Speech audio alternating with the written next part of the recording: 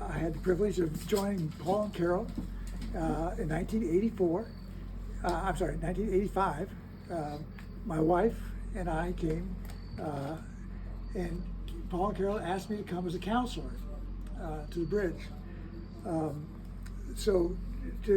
The Bridge actually was incorporated back in 1972 up in Michigan. And now, are any of you Adventists? Had any Adventist background? Okay, so it's kind of important because this place was built and funded by Seventh-day Adventists, and it was designed for Seventh-day Adventists, we thought, not realizing how widespread the need of this kind of a program was. And so, but the name Seventh-day Adventist comes out of their belief that the seventh day is a Sabbath, so they worship on Saturday. And the Advent part of it is that their purpose, and they were organized around the idea that they are preparing for the second advent of Christ. In other words, coming, as many Christian religions teach, that Christ is going to be coming back to this earth again.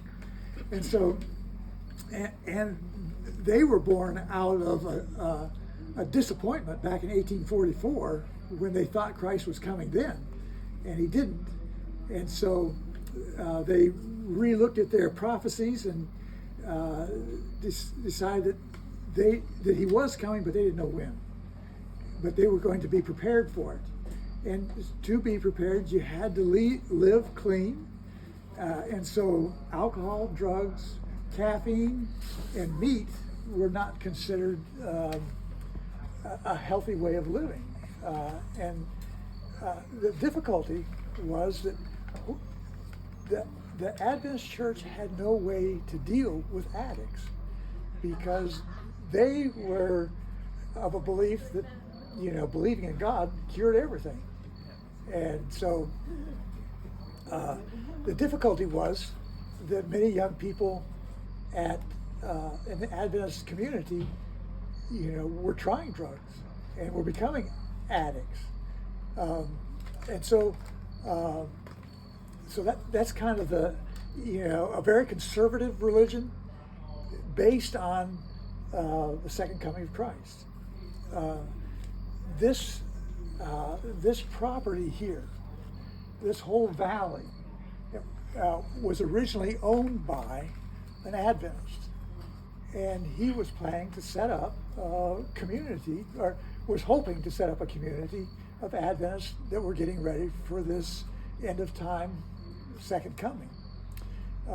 And the property across the creek was owned by, he sold that to a doctor from out in Massachusetts, a psychiatrist. He and his wife, and she was living here at the time when we came. But, so the whole area. But the Bridge actually was incorporated in 1972. I took a class from Paul at Andrews University in 1974 or 5. So they hadn't moved anywhere. They were still trying to help young people out of their own home.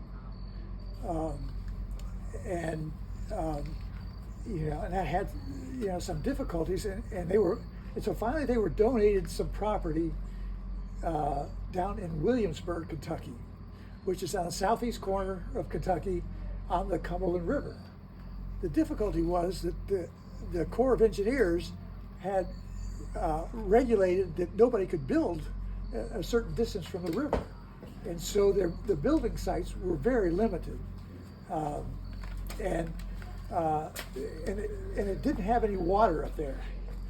Well, and so they came,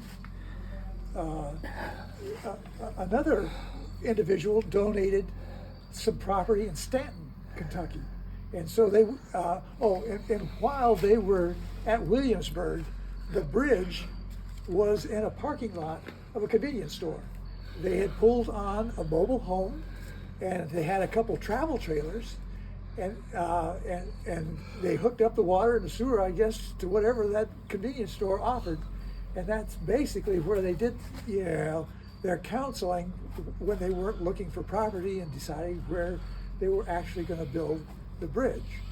And how many clients went through there, I don't know. Paul and Carol I never heard them say exactly, but I remember them telling me, that the only place they had to store their chainsaw was in the bathtub. So anytime you want to take a shower, you had to take the chainsaw out of the bathtub so you could use it. Because you couldn't, just set it outside, somebody would walk off with it. And so I thought that was kind of interesting. So this piece in Stanton, Kentucky, they tried they tried to find water by drilling, and I don't know how much money they put into it. Probably close to $5,000, and couldn't hit water. And at that time, Paul, there's a church paper that lists real estate, and in there, the gentleman, his name was, what was his name? I remembered all the other ones, but all of a sudden, anyway, it'll come back to me a little bit. He offered, said, I have, 86 acres and a log cabin that you can, that I'd be interested in selling. And basically, log cabin was just 2 cabins built by a Civil War veteran who had been given the property, for his service. And he had 2 daughters, and after he passed, apparently these 2 daughters couldn't see eye to eye, and so they took the dog trot that was between the 2 cabins and cut it down, and they were going to live separate lives, and that's how Norm Sorrell, that's the guy's name that bought the area, how Norm Sorrell found those 2 cabins. He built the house across the creek first because the lady was ready to move in, and they wanted to start their, and they actually, ran cattle, and they had a number of fruit trees. They had a vineyard. They were going to live out the end of times in good style there, and so, and she also had a couple cousins or some relatives of hers had bought 2 other pieces on that side of the creek down farther, which eventually Jan and I would buy one of them for our farm. So Paul, they come here and look it over and say, this looks, and it had water here. That was the, one of the things that really, I think, sold the property to them. But the water that they had here was out of a spring. And you can still see it, the pump house is down the road, on the other side of the road. And if you're down there, you look up the hillside a little bit, you'll see a little structure there that's the spring house. And where the water would come out of the side of the hill there, and they would, at the spring house, they would run into a pipe into a tank at the well house, and they had a 100-gallon water tank, pressure tank, inside that house that supplied all the water to this building. Well, at that time it was just the log cabin, but they were planning to build this, and so I believe they moved here sometime in 80, 81. So they started in 72, they moved down in 70, 75, 76, and moved here in 80, 81. At that time, the only way to cross that creek was a wooden bridge that were 2 cables attached on either side, and they had planks screwed onto that cable, and they were, now this road out here was there, but it was not managed, not well taken care of. And so when Jan and I came down to see the bridge in 84, just to visit to see, does this place really exist? And is it a program that we want to come to? That road had fallen into the creek. essentially, you could, you couldn't get clear down here on it. And this road down here had ruts that were, 18, 20 inches deep. But there still was 2 tire tracks. So we were able to drive down here. And, but it was quite remote yet. So they had built the foundation and framed this building in by 84. By the time I got, so between 81 and 84, they had built the foundation. They had framed in and roofed it and put windows in, but that was it. And then when Don and Vera got here in 84, they were living down in the cabin and working on this building to finish an apartment for them. So that the offices where they do intake was their living room. The staff break room was their kitchen, and the staff, the counselor's room upstairs was their bedroom, and they had an office up there. That little slant room was an office, and the circular staircase was there at that time. But the difficulty is that we wanted to bring clients in, but we had no place for them to stay. They had 2 rooms down in the log cabin for clients. And the first group that came through, at that time, the program, we bring clients in for 3 months. And then we take 1 month, when they were done with the program, to go out and do marketing, go out to churches, any place that, and again, Paul was a very good speaker. He was an evangelist before he started teaching at Andrews, and so he would get a lot of requests to come in, to speak, and to back up a little bit. The second time that I met Paul and Carol was at a camp meeting in Michigan in 84, 83, 80, 84, I think it was. Anyway, sometime in there. And they invited us to come down, and join them on their staff. And at that point, I was in between teaching jobs, and we were looking for a place where we could keep our horses, and they had land here, and so we decided we'd take it. And both Jan and I had spent our summers at summer camp, and so coming out to a remote place, was quite a bit like summer camp. So Don and Vera are finishing up their apartment, and they finished up the 3 offices, put drywall basically in them, and they put a shower and a bathroom that shower is gone now, I understand,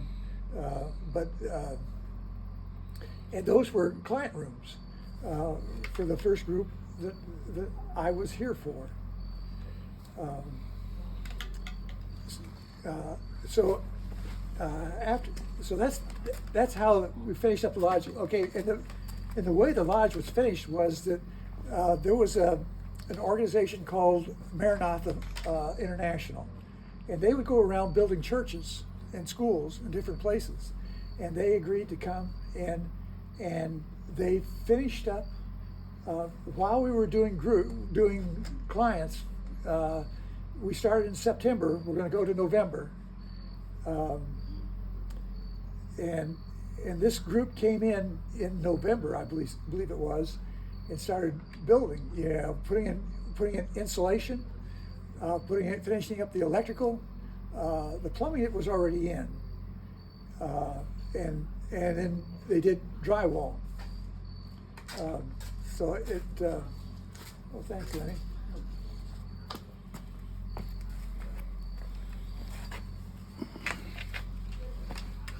So we're okay. So that's how this building got its start.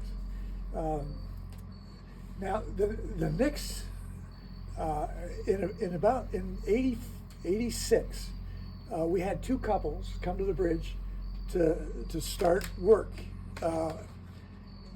as house parents and doing marketing. And the first couple decided they wanted a house over on the other side of the road. And so we started that foundation first. And we finished the foundation, and they wanted to put a log package on it. And there wasn't money for a log package at that time. They hadn't raised the money yet for it. And so they thought, well, the other couple decided, well, we want a house over here. They decided there was a nice setting there. And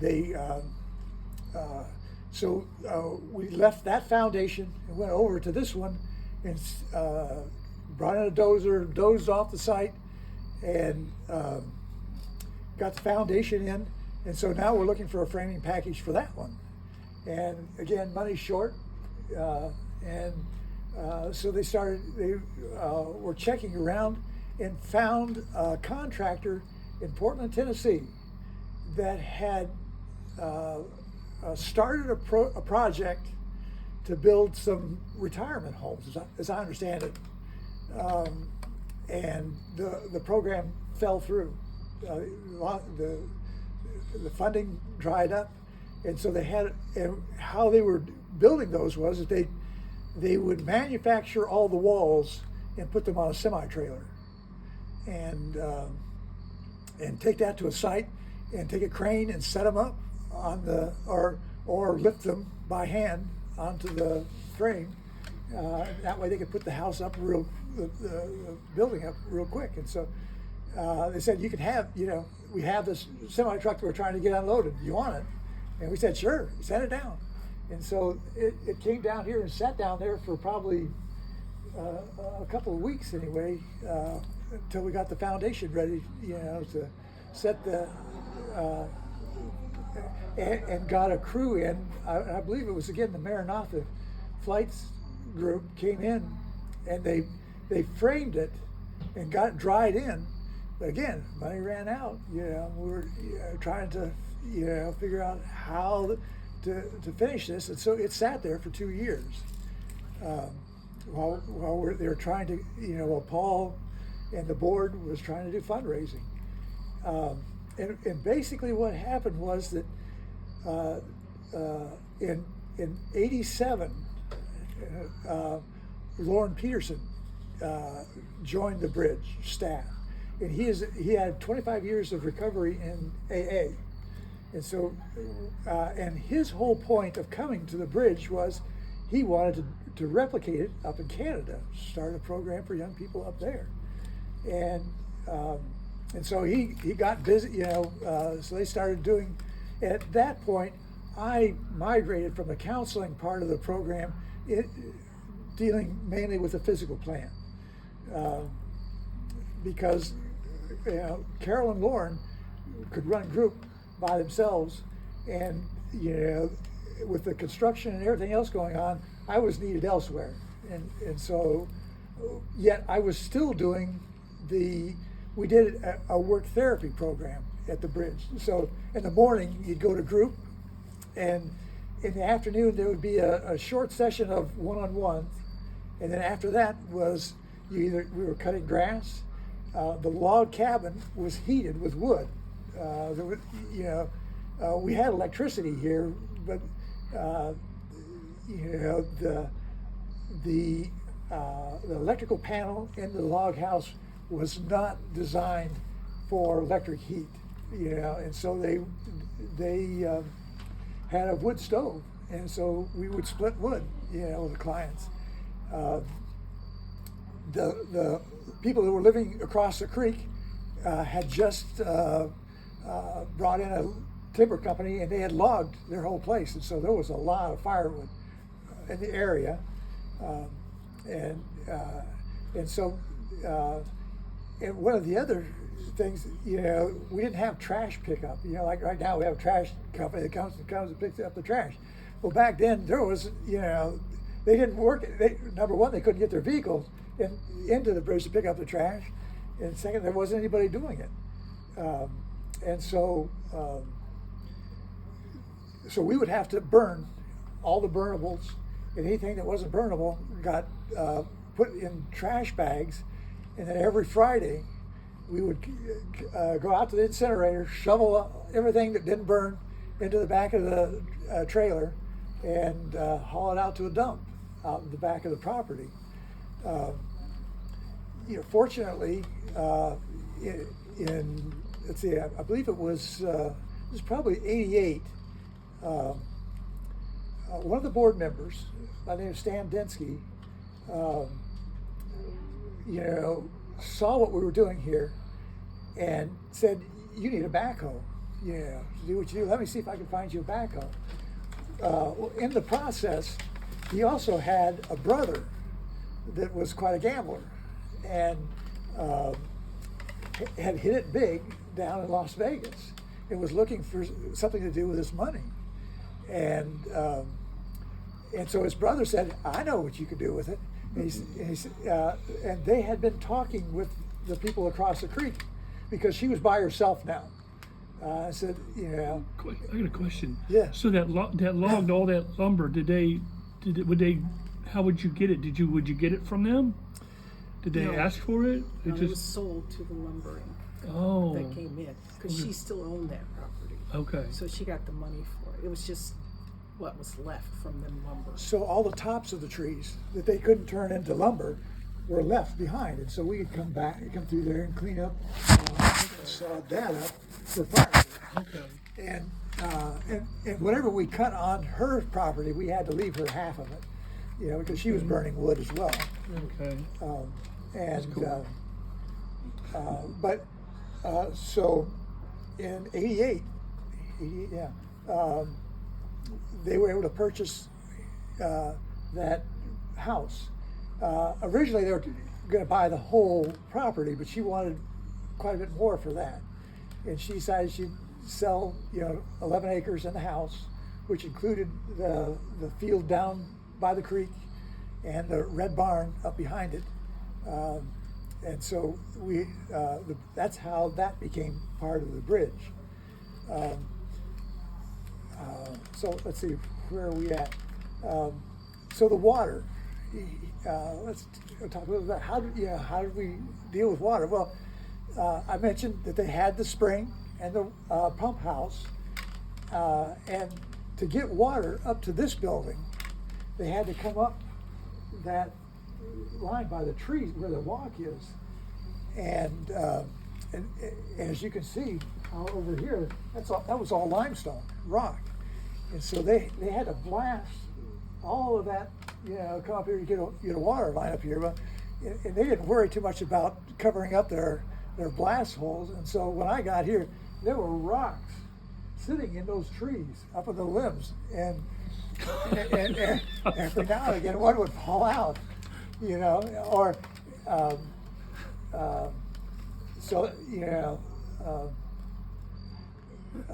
but what would happen though with the water in the springtime, because in Kentucky, because of the rock formations and the cave formations, drilling wells is really a hit and miss proposition. And even if you get a good well, your neighbor could start drilling an oil well next to you, and when he hit oil, that would come up his well casing, and it would pollute your drinking water, and so your well wouldn't be any good. So that's why they were using the spring, and the house across the creek had a spring behind it as well, and so that was getting pumped up to that house. But in the springtime, when there was a lot of runoff, it would run off. It would go down into the rock formations and come out in these springs. And so if the people, those of us who were living here, our systems got accustomed to it. But the clients that would come that weren't would sometimes have some difficulties with sitting in group. And so what we ended up doing was that we got an injector, and we would take a barrel of water and throw in 6 gallons of bleach, and that was enough so that when that pump turned on, while the injector turned on, and put chlorine into the tank, the pressure tank down there, and it would sit long enough so that by the time it got up to the house or here, why it was, we had taken care of most of the problem microbes that were in there. But it was just part of the growth process of trying to get something working out in the woods. Mm-hmm. But in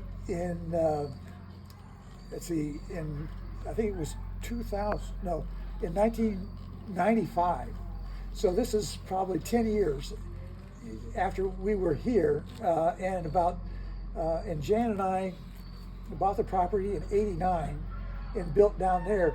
But we had to put in a 1/4 mile of water line to get up to where the water had ended. But in 1995, the city threatened to annex the county, and because they had money and the city didn't. Because the county was rich, and but the city was struggling, and they thought, well, we're going to annex the county. Well, we'll get all the money. Well, the county said, wait a minute. And they said, well, what projects do we have that we want to do that we haven't started yet? And running the water line down this road was one of those projects. And so Warren County put the water line down the line, and originally the plan was that they were going to set a meter on this side of the creek for the lady's house, the lodge, and the log house, so they could have 3 bills for the bridge. But the company that they had hired to bring the water line down the road basically ran out of time and money to do that, and said, we can't run it across that creek. And so they said, we'll set you a meter on that side of the creek, and you guys get to run the water from there, which was really in the bridge's best interest, because now we only have one bill yeah. a month rather than a long-term investment. Right. Oh, lucky. That and so, but getting that water across that creek was the next challenge, and Because that's it's a smooth, flat granite for quite a ways down there. well, actually, it's Or sandstone. sandstone, sorry. And one of the characteristics of sandstone is it's loose, and the first charges that they set into the creek bed, and so basically what we had to do was we dammed up the creek and ran a culvert to run the water past the dam down because the dam would just continue to fill it up. And fortunately, we had an October like we're having right now, where it was dry. So they drilled, and the first 2 times they blasted that creek, when they went back in there, the charges, the blast would all go out sideways through the layers of the sandstone and not lift the sandstone. So when they come back with the backhoe to try and dig that trench out, why the holes they drilled for the charges were still there, but they couldn't get down deep enough to run that water line across. And so the last time he says we're gonna do it this time, because every time, because when they would set the charges and then they would have to cover it up with rock and stuff, so that when they set them off, it didn't do like it did up and down this road here, and so they'd have to dig it out, and they could put an air hose in each of those blast holes that they drilled before and recharge them. And so that last time,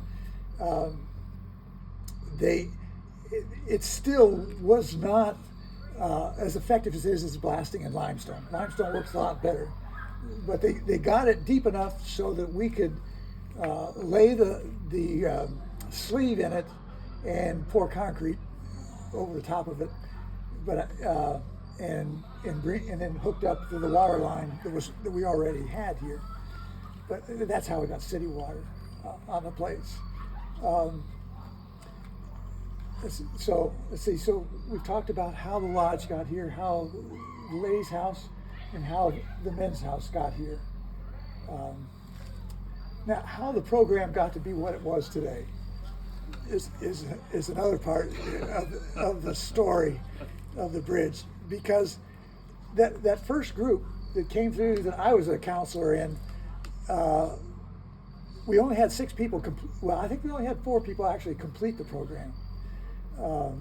And of those 4, none of them, as I was to learn later, left Bowling Green without their drug of choice. And I was saying, how is this going to work? We're not keeping, we run it through this program, but nobody's staying clean. And it was 3 months. Okay. Like I say, we only had 4 people at the end of that 3 months of the original 8. But Stay sober. What's that? To stay Sober. Well, those 4 people didn't stay sober. They had found their drug before they left Bowling Green. Oh. Is what from talking with them later. That, but for me, the thing that gave me hope was the fact that we were taking the clients to AA meetings and NA meetings every night. And part of the job of the driver that took them in was to go in the meeting with them, make sure they stayed there. And I saw people that were staying clean and sober, from a program that was working. And so I believe that it could work. And so in 80, so how did we get from trying to make good Adventists out of all of our clients to being an open-minded therapeutic program? And it took time. And the thing that did it was the clients. That because Paul Carol cared for these people, the people saw that, and they were willing to put up with a lot of the Adventist stuff that we didn't know any better. But eventually, what happened was when Lauren Peterson came, he had 25 years of sobriety from alcohol, and he brought the 12-step program. Now, we'd been taking them. We believed in the 12-step program, but we never really incorporated it into the process that we did here at the Bridge. We were doing things like, I don't know if you're familiar with Zig Ziglar and Meet You at the Top. We had that. We were doing that with them. We were reading inspirational literature. We were doing, can't remember the name of it, but basically cognitive therapy, trying to get people to think themselves in the right living again. And as I say, it wasn't working very well. But Lauren came and brought the 12 steps. Carol went to Rutgers and got some training on counseling for addictions. And I'm not sure where, but I know that people like Pia Melody, Fred Downing, they went to workshops that those people were holding, and there found a different way of approaching how people operated, and incorporated the idea of boundary work. For myself, I'd never heard of boundaries, growing up, and it wasn't until I went through the 16-day workshop. And again, I'd been working here at the Bridge probably for 5 years,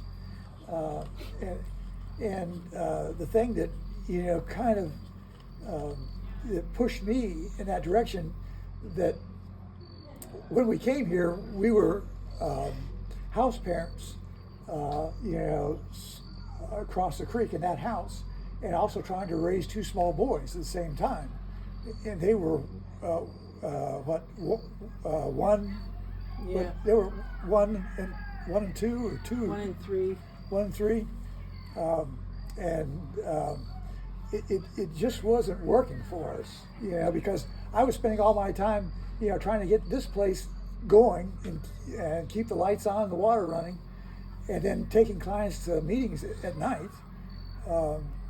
And Jan was having to fix meals, breakfast and supper, because at that point, all of the meals, the main meal of the day was prepared down in the log house where we were doing all the therapy. So the living room was the group room, and the dining room and the kitchen were My second son, I stopped cooking for the bridge clients and staff 20 days before he was born. And in order to get pots and pans, if you've ever been in the house down there, in order to get pots and pans out, I had to get down on all fours and then try and get back up. And then the big pots were so big, I mean, it was incredibly difficult. And then, do you mind if I go on? no. Then we moved, we became house parents on the other side, and I was still cooking, and that had a huge kitchen dining area, so we could move it in there. But that's how the horses got the pasture over there, is because we had our horses on that side. And Paul, when we first were invited to come, said, we'll build an equine program. But that didn't happen until 2006. Right. Until then, it was just our personal horses. But so that's when the equine program started developing, because it wasn't even a thing, equine psychotherapy, until around the late 90s and 2000, when it became something. Anyway, right here. Shut up. You're good. Thank you. Yeah. So so basically the cooking was another thing that kind of evolved. We started down there, and and eventually, Carol realized that we just can't, keep this up, and so we hired a lady from the community to come in, and she would fix the noon meal and a pot of soup for the clients for supper and leave. And that worked for about 2 years. So the next evolution for the cooking started when we, let's see, so this is when Pam's mother started cooking for us. And she was cooking out of Vera's kitchen. Now, Vera and Don had left by that time. And actually, I believe it was in 80, let's see, when did Steve come here? I think it was early 90s, somewhere in there. Anyway, the thing that motivated us to bring Steve on was the idea that he was working in a treatment center where they could accept insurance. At this time, insurance was kind of ambivalent about whether they were going to cover therapy, and so we brought Steve on to take the program from where it was into a program that insurance companies would cover the costs for our clients, and that way, and when Steve came, his wife decided she would cook, and they moved into the apartment, and she started fixing meals. And at this time, the inside of the main part of the we were using it for therapy, and so it was all drywall. It was finished, basically. And so she would cook out in the kitchen and then bring all the food to the dining area, which is now the sitting area just before you go into the dining area. And that's where we, and we would feed 20 clients plus 10 staff, in that little room. I mean, you were sitting elbow to elbow, and you had to ask your neighbor to get up if you wanted to get out and get seconds. But it worked. So the reason that Steve came on was we wanted to get insurance coverage. But so he started working on that process. But at that point, he realized that if we brought the bridge into compliance with insurance requirements, that it would lose its ability to do what we were doing. And that was a conclusion that Steve came to, that there was no, to keep the bridge doing what it was doing, we weren't going to be able to do that. And that's why it's still today, I believe, it's private pay, so that we can have the flexibility to provide the care that clients can really benefit from. So Carol's going to the Rutgers and then going to seminars, and she would pick the pieces that were useful out of each one of these programs and bring them together into the program that became what the bridge was. But none of that would have happened if clients weren't here and were bringing their needs, and we could see what they needed, and brought the concepts that were needed here, rather than trying to just wholesale adopt, what Hazleton was doing, or what the Meadows were doing, or what the ranch was doing, and the codependency was the primary driver behind that. And so essentially how the codependency program, as I saw it, got started was that we were doing family weeks for our 90-day clients, which all other treatment centers were doing, and it seemed like a good idea to bring those families in to reacquaint them with this client that now has this new toolkit that they can use, and try and help their significant others understand that toolkit, so that family week would last Thursday, Friday, Saturday, and Sunday. So 4 days, and Thursday was a short day because they came in Thursday night, and so Friday, Saturday, and Sunday, and they realized that they were just scratching the surface of the issues with their significant others, and those people were saying, we need more of this. This isn't enough, and so the concept of the 16-day workshop was born out of family weeks that just weren't enough, and that became the major draw for the bridge. And the people, and many of the people that came for codependency also, turns out, had other addictions that they were bringing with them. And so those 16-day clients then would turn into 30-day or 90-day clients, depending on what their needs were. So that's basically a real rough idea of the evolution of how the bridge therapy got started. And then, like, Lauren Peterson was from Canada, and he brought in First Nation. And First Nation started coming down because he knew the First Nation. And then, so we started getting the tribes in, and then they spread the words, and the different tribes would come in.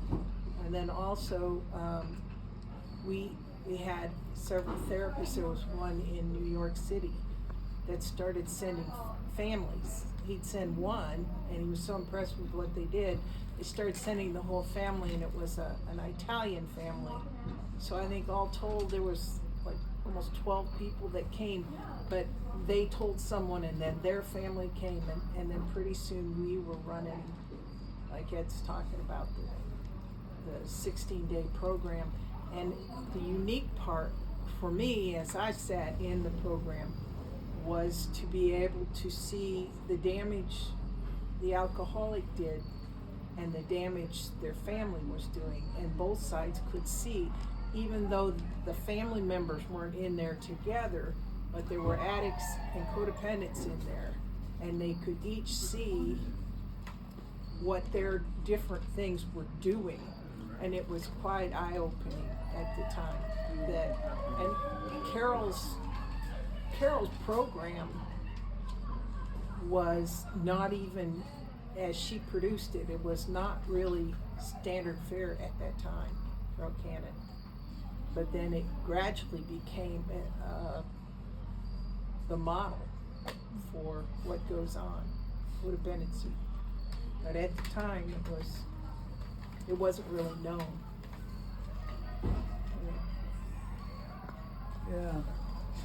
Yeah, and thinking how the different people have changed the bridge. One of the issues that these therapists were having was that, we're not sending people down there to become Adventists. We're sending them down there to become healthy people.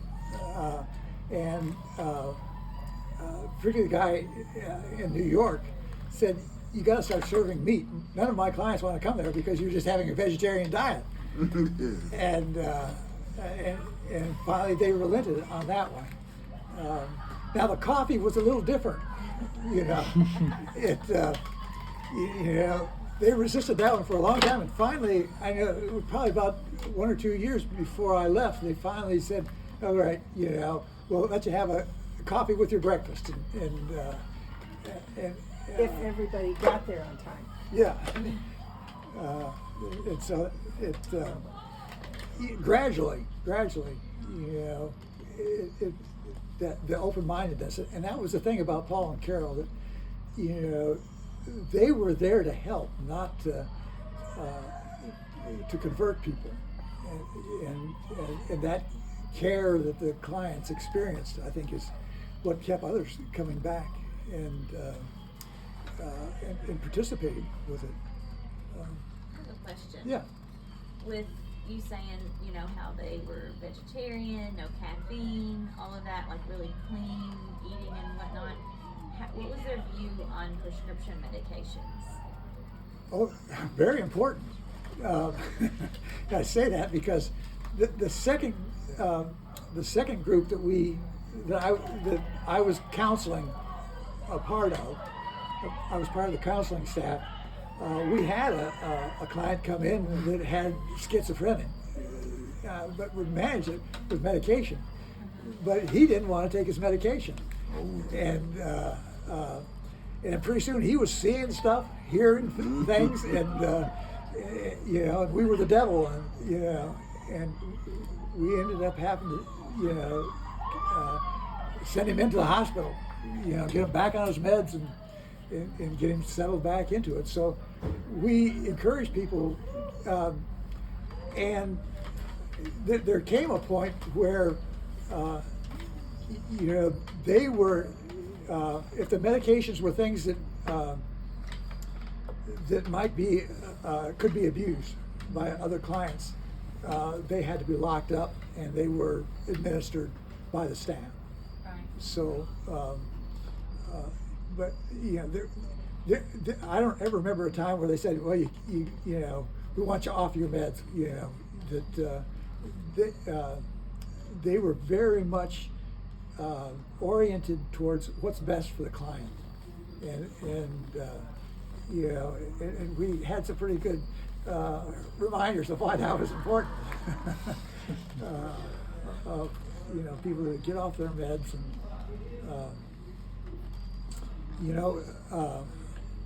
They also learned there were things that they couldn't treat, like anorexia, because we didn't have doctors or nurses here, and they tried it, and we had one gal I remember here, and they said if she lost 1 ounce more, she'd have to leave, and she lost, and that was the last time they accepted anorexics or bulimics because it's not something that you could leave them unstructured. It needed much more structure.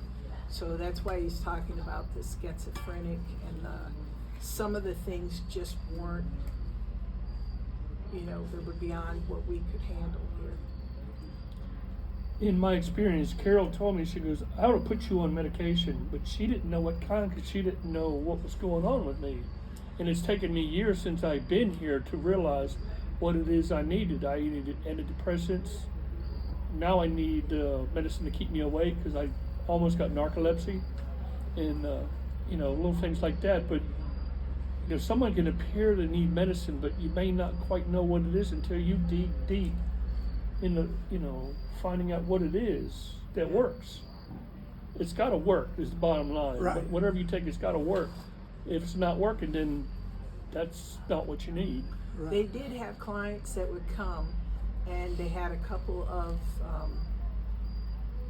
I forget, psychiatrists or anyway, MDs with the degree in psychiatry, and they would take them in and start to get them on something if they needed it, or if it was going to be, it depended on what that doctor said in town. And so that if it was beyond our skills, then they would send them back to their counselors. And that's when counselors at home became very important to our client feed, so that we had know what's going on at home versus what's coming in here. But it's a long process to build. It was a very long process to build. Mm-hmm. It's fascinating to hear about all the pioneering that was involved to be able to get it to where it is now. Yeah. And I've very slightly heard of the history of therapy and how in the last 100 years, it's taken a really long time for it to actually get the ball rolling and start understanding what's going on in our minds and the science behind it. And it's really cool to see that this place was almost a forefront when it came to some of that development. I feel really blessed to have been here. Well, it was very frustrating at times to Pregnant and picking up pots. bumping into no money, and then there were lots of times. There was a couple times when we had to stop working and everybody went out and got a job to keep the place, No to kidding. pay the bills. Yeah, it was some pretty tough times there. It's all water under the bridge. Get it? What a journey.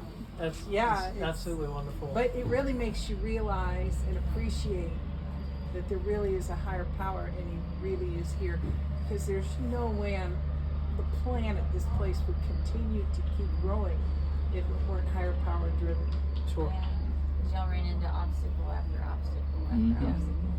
Kept going. Made it through it all. Yeah. I have one And more it keeps question. growing. Yeah, it does. From the equine side, we've had now 4 different clinical directors. Is that right? Yeah, since Cannons and then on. And I can always tell when the program is in chaos, and I can tell when it's functioning well, which it is right now, functioning very well. Yeah, I imagine. Because you can see the growth from week to week as they come to the barn.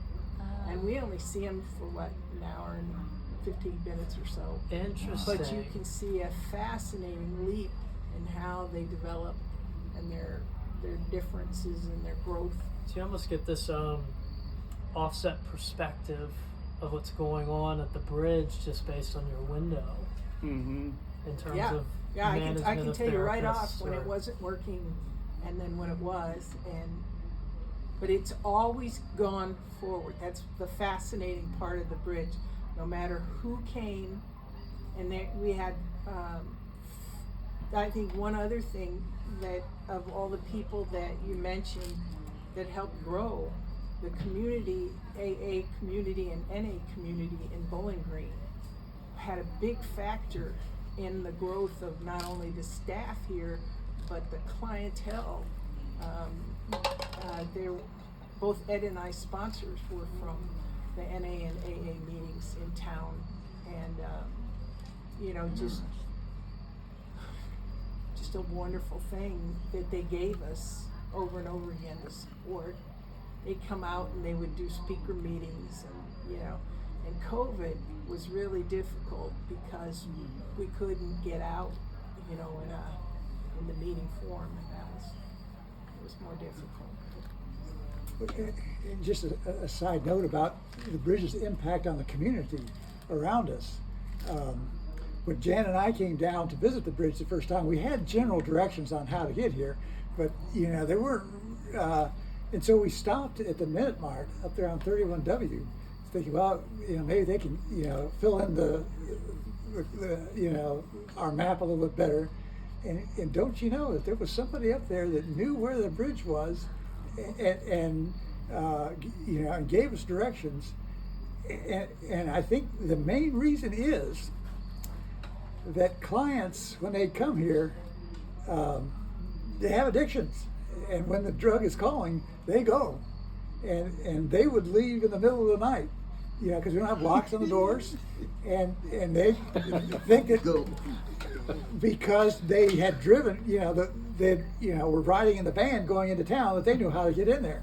Well, they'd get lost, you know, walking, and you know, and one even hijacked Don and Veer's motorcycle, and but ran it out of gas and couldn't, you know, find, and they would stop and say, you know, I'm lost. You tell me where I'm at, and they say, well, you know, they find out that they were at the bridge, and so they'd call Paul and Carol and say, oh, we've got one of yours. So that's how the community got to know about the bridge, because Because of the runaways. Yeah. Scattered them out. That's something I didn't know. That's hilarious. Did they ever think about making this flat? I know. I'm just asking. You know what I have suggested for years is a gondola. It goes across, you know, a rope from the second story all the way across to the men's house over there. Yeah. Wouldn't that be wonderful? How Zip line. How we gonna get back up? You'd walk Well, back. it's got an engine. No. It's got an engine that Oh. pulls you over there. Oh yeah. You know, like they do on the ski slopes? Yeah. one The of chair those. lift. Wouldn't that be a great ride? Great idea. That would be awesome. Yeah. Well, you know, if you got a Noah flood, we'd be up here safe for quite a while. Of course, they're gonna. The other thing was a fleet of golf carts. They're nice. Yeah, That would would be be good a to have. Yes. good one, you know. Yes. But I can just see clients riding the golf carts into town. Yeah, I that's can. true. I wanted to ask, I heard that at one point in time, clients, like a community of clients, were involved in the decision making in terms of if someone wasn't going along with the Oh, yeah. rules or they were disruptive, the community gets to vote them out or vote them to stay. I kicked somebody out. Like The Survivor. counselor told me because he wasn't doing the program, he wasn't working it, because his mother got him in here, right? So he wasn't here because he wanted to be here. And I was so mad and frustrated, he goes, well, kick him out. I was like, oh, okay. My group did it, and that was the last time they allowed it. Now, when Carol was 'Cause writing it was the pretty book, devastating for yeah, the person that person. got That makes kicked sense. out. Oh, yeah. I think it's really interesting. I think one of my favorite parts of being here was almost the terrarium aspect. And it was the fact that you would have, you know, certain people in the phases that may not like each other, and it's almost a testament of reality. Yes. And that you've just got Yes. this miniature world, and all Yep. of it's a participating part of the process for you. That's the whole point behind group therapy. Right, you know, Yeah. and like just it. I mean, the way it just simulates your normal interactions of daily life, I just found to be absolutely genius. Well, it's good too, because usually the one you didn't like in group is magnifying your own problems. Yep. Sure. And if you stay there Yes. long Straight enough, up. you'll figure that out. Yeah. I've been saying that for a long No time. kidding. Yeah. So it's kind of interesting. Mm-hmm. The one you hate the most is the one you're just like. Well, it's just, I it's figured almost out like a after lack the of first regulation, week you know? of treatment that if you confronted people, you were about to get confronted yourself. Yeah, yes. That's in it. But there would be people that just couldn't learn that for whatever reason. I don't know. But it was funny. One of those learn it the hard way. So Yeah. when would that have been the last time they did it? She was there in How you doing? 1990. Martha, when did we go Around through? 1990? Spring of 1990 was when she went through. 1990. February. I had heard that, and I was just curious if that was true or not. Have you guys read Carol's book? Thank you. You're not, I'm going Well, to when now. she would Go write get it, my, she would come into my- the group my and sweatshirt. ask us, And I'll you know, catch she up would with tell you. us what was going on and how to write something. And some of the clients would tell a story or whatever to give a clue about how to write it, and she would write the On book, a certain topic or something? or just where to get through that section. She would get feedback from the clients, so she used the clients to help write her book. Wow. It's, you know, you gotta Yes. have a good therapist because, Are you leaving? you know, a Or is group it- can, you know,